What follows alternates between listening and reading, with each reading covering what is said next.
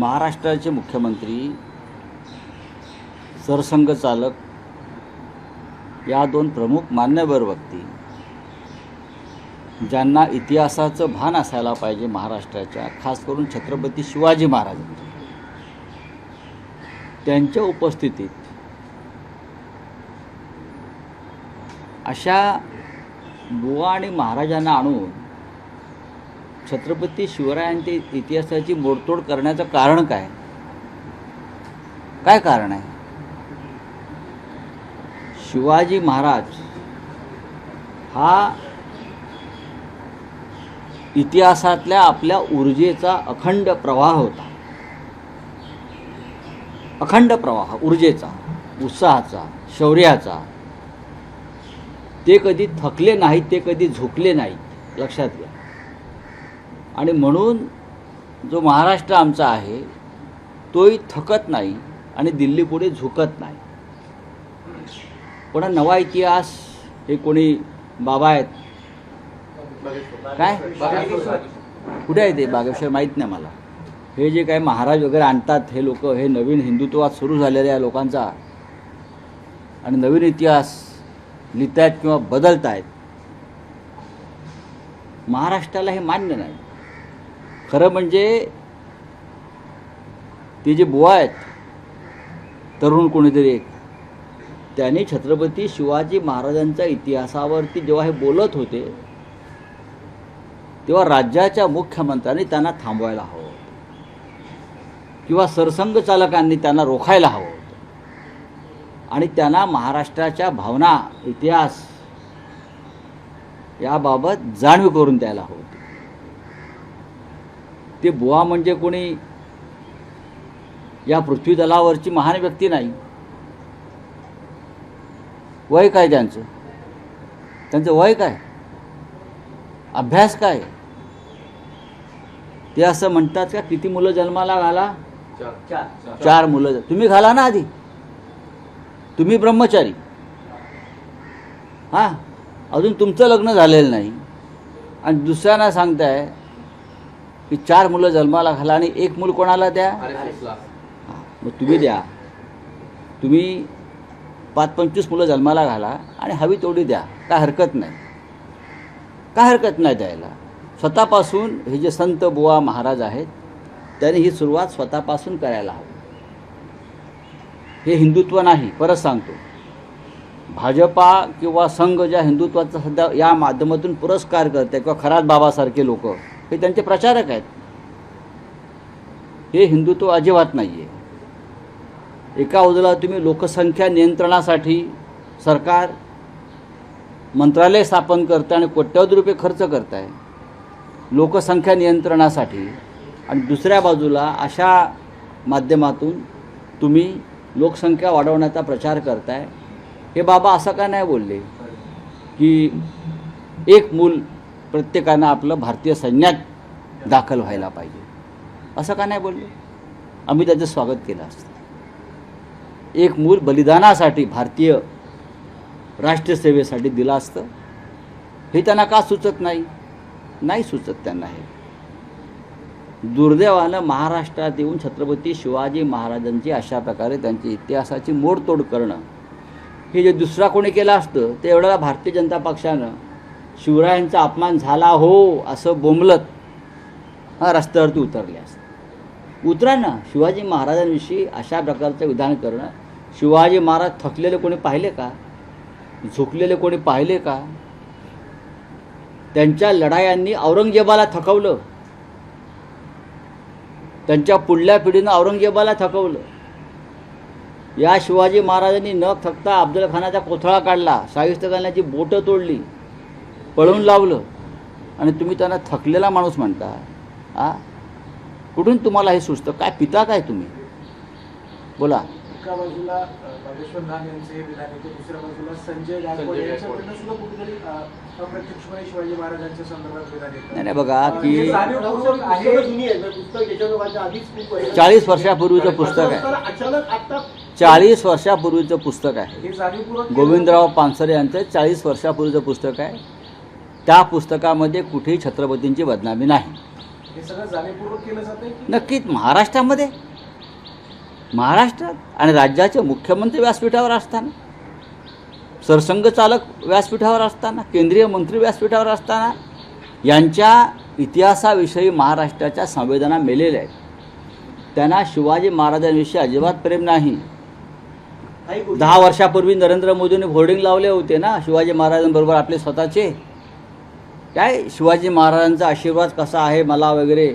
हां, मग ते थकले का आता? थकले कोण? मोदी थकले? कोण थकले? का भाजपा थकली?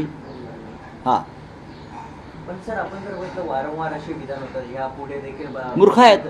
जैन मुनी यांनी देखील बघा, हे मूर्ख आहेत आणि ह्यांना डोक्यावर बसून ठेवलेलं आहे. हे महाराष्ट्राचे शत्रू आहेत. हे बागेश्वर हे भारतीय जनता पक्षाची खुळं आहेत. भारतीय जनता पक्षाचे प्रचारक आहेत हे सगळे.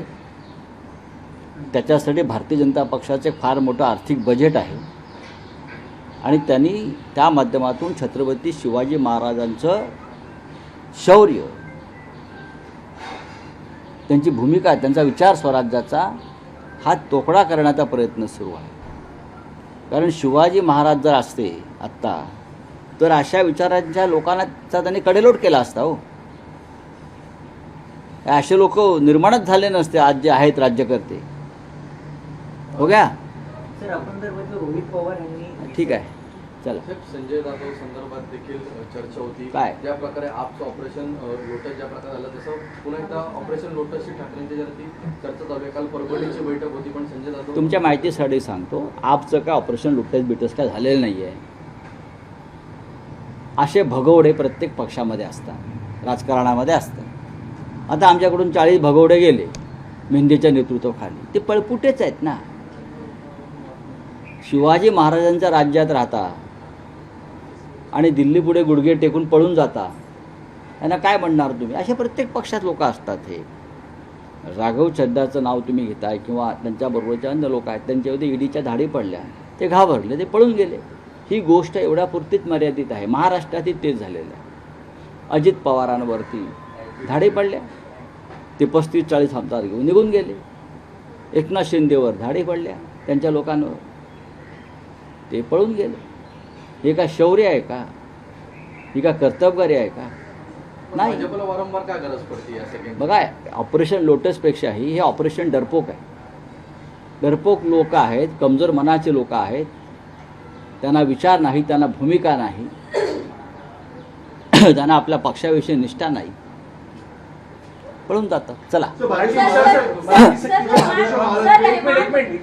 मराठी सक्तीच्या संदर्भामध्ये परिवहन मंत्र्यांकडनं पुन्हा एकदा पुनरुच्चार करण्यात आला. ते असं देखील म्हणतात की रिक्षा चालकांचा मोर्चा कुठल्याही परिस्थितीत निघणार नाही. हा केवळ एक पब्लिसिटी स्टंट आहे. मोर्चाचा एक प्रकारे इशारा देणं हा पब्लिसिटी आता 2 गट पडले आणि कुठेतरी सरकारमध्ये सुद्धा यामधून सरकारमध्ये मराठीच्या मुद्द्यावरती 2 गट पडता कामा नाहीत. हे मराठी राज्य आहे. हे मराठी राज्य आहे. उद्या 1 मे येतो आहे, महाराष्ट्र दिन. 106 हुतात्मे मराठी आहेत. कळलं? 106 हुतात्मे मराठी आहेत ज्यांनी रक्त सांडलं या महाराष्ट्रासाठी. अशा वेळेला मराठीच्या मुद्द्यावर जर 2 गट पडत असेल तर मराठी विरोधी जो गट आहे त्यांच्यावरती मुख्यमंत्र्यांनी कारवाई केली पाहिजे. सर मुंबईतील केएम रुग्णालयाचं नामकरणवरून वाद निर्माण झाले. हॉस्पिटलचे रुग्णालयाचे जे कर्मचारी असतील त्यांनी देखील म्हटलं आहे की नाव बदलू नका. ते म्हणतात की हॉस्पिटल चांगलं करा, पण प्रभात नावाचं गोळे काय यांनी तुम्ही? मागणी केली की नाव बदलणं. कधी केली परत? तर हा प्रस्ताव बघा, अशा मागण्याला अर्थ नाही.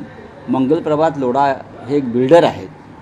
त्यांचे एक ट्रम्प टॉवर नावाचं टॉवर आहे. काय? Trump tower. आधी त्याचं नाव बदला आणि त्या ट्रम्प टॉवरचं छत्रपती शिवाजी महाराज टॉवर असं नाव करा. सर, दिल्ली में जो है बीजेपी ने रहमान डकैत ऑफ दिल्ली शीश महल टू अरविंद केजरीवाल का जो है वीडियो जारी किया है. उस पर जो है राघव चड्डा जी का भी कहना है आप जो है दिल्ली आ रही है because of Sheesh Mahal to. नहीं, ठीक है. फिर नरेंद्र मोदी जी क्या झोपड़ी में रहते हैं क्या? नरेंद्र मोदी क्या झोपड़ी में रहते हैं? मुझे बताइए. 15 एकड़ के महल में ही रहते हैं ना. आपने इंदिरा गांधी का घर कभी देखा है? प्राइम मिनिस्टर जब रहती थी, एक 1 सफदरजंग रोड पर प्राइम मिनिस्टर का जो घर था, आप जाकर देखिए. फिर आपको पता चलेगा कि हमारे प्रधानमंत्री पहले वाले इतने सादगी से रहते थे। आप जाइए, लाल बहादुर शास्त्री जी का घर है जनपद के बाजू में, आप जाकर देखिए, जाइए देखिए।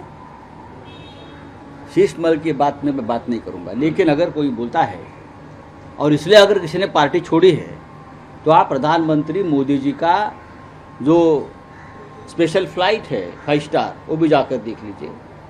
उनके कपड़े को भी हाथ लगाइए, उनके पेन को भी देखिए, उनकी घड़ी को देखिए। चलिए, थैंक यू। सर बागेश्वर बाबा ने जिस प्रकार से छत्रपति शिवाजी महाराज का अपमान किया है, उसे लेकर जो है अपोजिशन लगातार वॉर कर रहे हैं। अपोजिशन क्या, मैं महाराष्ट्र की बात करता हूँ। जो सत्ता में बैठे हैं उनको भी दुख होना चाहिए कि एक बाबा महाराष्ट्र में आता है, उसके मंच पर राज्य के मुख्यमंत्री है, सरसंघ चालक है, आरएसएस प्रमुख है, नेतागण है, और वो जाकर शिवाजी महाराज का इतिहास मंच से बदल रहा है। मुख्यमंत्री को गुस्सा क्यों नहीं आ गया? आरएसएस प्रमुख को गुस्सा क्यों नहीं आ गया? इतिहास बदलने वाला ये बाबा जो है, ऐसे बाबा ढोंगी बाबा होते हैं। पहले पढ़ाई करो, इतिहास पढ़ो महाराष्ट्र का, शिवाजी महाराज का। शिवाजी महाराज थे, इसलिए आप लोग आज भी हिंदू बनकर जी रहे हो। मैं ये बाबा को कहना चाहता हूँ, बागेश्वर वाले। चलिए। सर,